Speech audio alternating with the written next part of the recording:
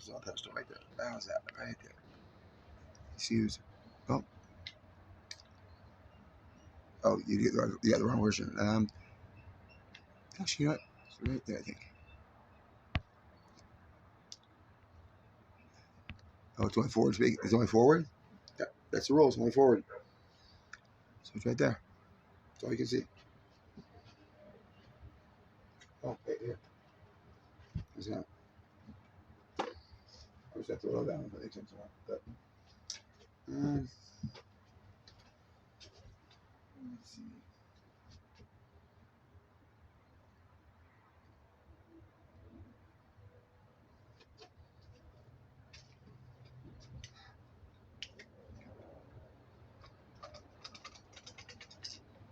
I figured it out. Okay, do you remember the Airborne Air Force emergency, vitamin.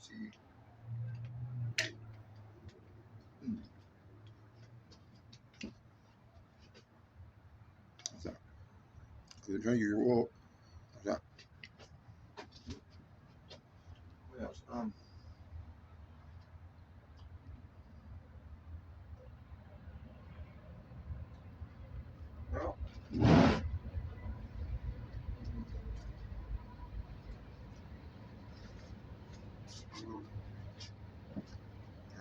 that one.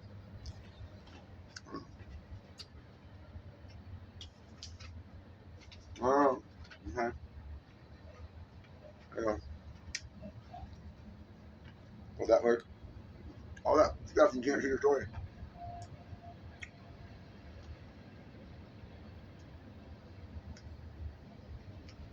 Okay, very close.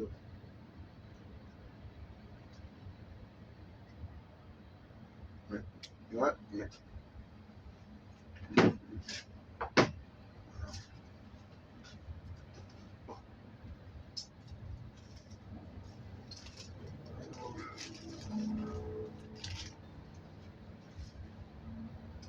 Oh, the books are written about you. Let's see. 90 Days in Heaven. You ever got A Night in Paris? You got that one? Forgetting God. I bet you've heard about one's finale being unsatisfying See? one way or another. Maybe you even believe that yourself. Who knows? What you do is not important at the moment. What is that what tells a good story? So do people feel this way? Well, for this, we need to take a look at the structure of the basic story. We've got the two main events. The beginning, where the viewer gets the ability to see the world of someone or something, and then the ending, where the viewer gets that ability cut off. All the things in between these 2 points are known as a plot. In between these two, we have smaller events, which are known as plot points. To help you imagine these, let me show them in practice. You now see into the world. There is a pill on the ground. Okay, so what? The exposition asks no main question and exposes the viewer to something normal and ordinary. The pill gets picked up. Why is the pill getting picked up? Who is this man? The rising action begins usually when the main question is asked. This is the main question the plot revolves around. More questions will likely form around this one. There are also side questions, which may be important, but not as important as the main one, and the plot can keep them unanswered. The pill has been thrown. What? The pill was picked up to get thrown, but why was that? The climax is where some kind of plot twist takes place, which puts a twist on the main question but doesn't answer it. Now, the main question looks like this. The pillow falls. There was an audible thump heard, so it landed on a solid surface. So the pill was picked up and then put down. Maybe it was placed somewhere else, but where?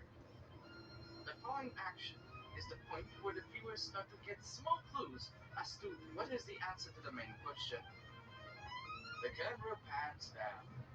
Ah, it was thrown to look cool before it was placed on a bed. Now it makes sense. The resolution finally answers the main question. Some side questions are still unanswered, like who was that man? Miriton, it is I. But the main one was wrapping up the story, the end. So, with this in mind, let's take a look at how one goes.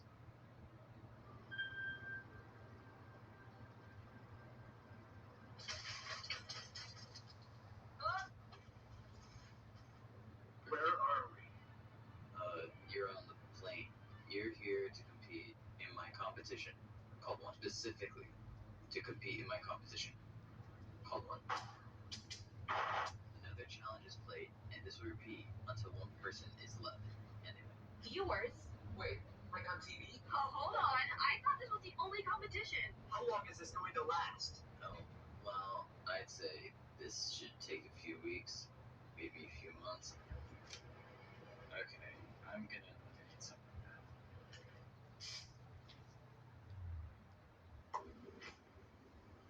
Send us home! We demand our freedom! No matter what it takes!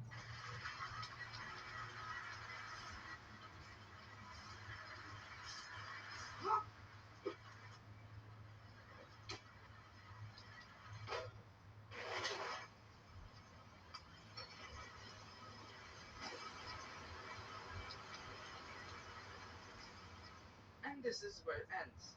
The series ends right before the resolution. The action doesn't even get to fully fall.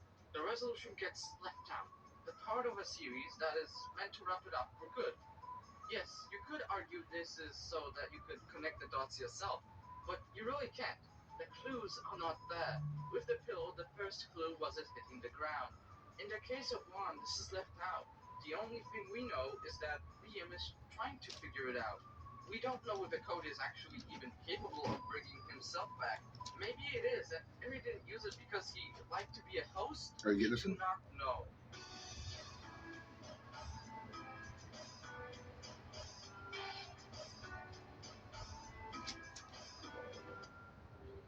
Another channel, Skater Cheese, once concluded that one was basically what I would call a satire of the generic object show creators who abandoned their shows for long amounts of time, just like when Eri didn't show up for months.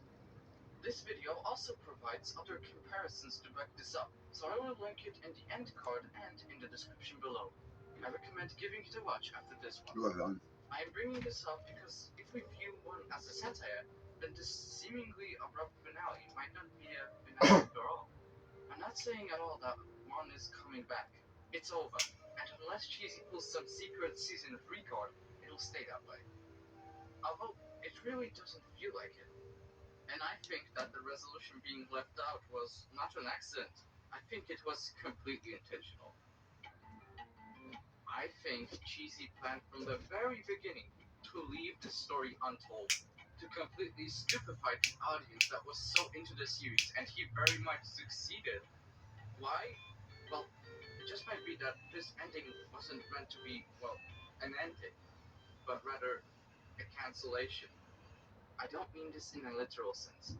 I think that the reason the series was so abrupt was because it was meant to symbolize how some object show creators cancel and abandon their shows so abruptly, without warning. Sometimes even without announcing it, almost like they had died. One does use symbolism quite a bit, like, this note being a reference to because, the ending song is okay, I think you get it. It wouldn't be much of a surprise if symbolism Here, was Face it. involved here Watch out as when it's well. your story, okay? I All got of fun the with this shit. unresolved plot points in one, and the series ending so suddenly might even be a symbol to how when an object creator abandons the show goes down with them, and the story is left untold basically forever. Liam might even symbolize the community trying to figure out what made the series tick and how it would have ended, just like what is happening right now. Us, the community, with the play cards of Cheesy is the dealer, but this is that thing to write about. If the series was truly a satire of this time, then we can only say that